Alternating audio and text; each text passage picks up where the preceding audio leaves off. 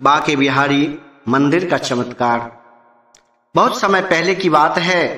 वृंदावन में श्री बांके बिहारी जी के मंदिर में रोज पुजारी जी बड़े भाव से सेवा करते थे।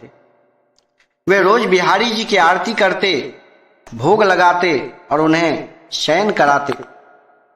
रोज 4 लड्डू भगवान के बिस्तर के पास रख देते थे।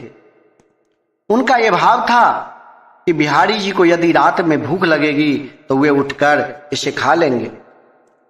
और जब वे सुबह मंदिर के पट खोलते थे तो भगवान के बिस्तर पर प्रसाद बिखरा मिलता था। इसी भाव से वे रोज ऐसा करते थे। एक दिन बिहारी जी को शयन कराने के बाद वे 4 लड्डू रखना भूल गए। उन्होंने पट बंद किए और चले गए।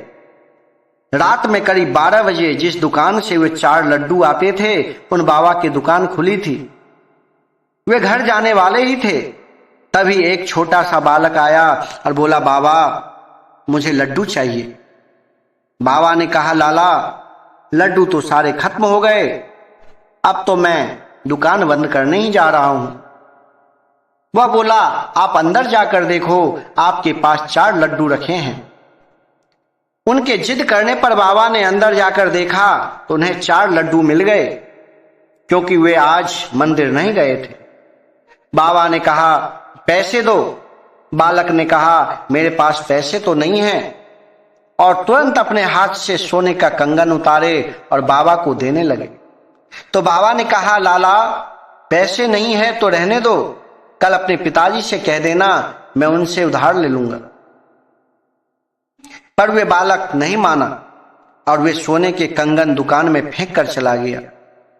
सुबह जब पुजारी जी ने पट खोला तो उन्होंने देखा कि बिहारी जी के हाथ में कंगन नहीं है।